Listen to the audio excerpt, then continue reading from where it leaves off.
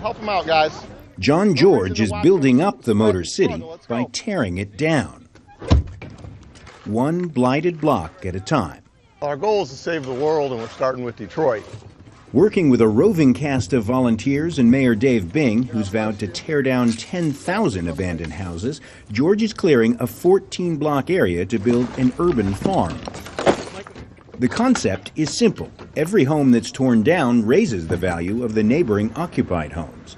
With a population that's dwindled from 1.8 million in the 1950s to roughly 700,000 now, Detroit has got a housing supply problem.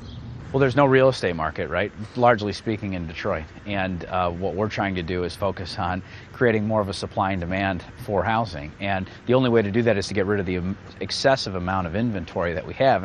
It's working, with U.S. housing prices showing their biggest gains in years and the Motor City's auto industry posting major gains. Detroit is outpacing the nation. Prices here are on the rise, but city officials say thousands more houses like this need to come down before Detroit's housing market comes back up to its former glory. There's a safety issue here, too. Every fire trap the city tears down leaves one less black market bazaar for gangs to operate out of. You just find a house like this one right here, it's not abandoned. But you go in there, you just take over, it's yours now.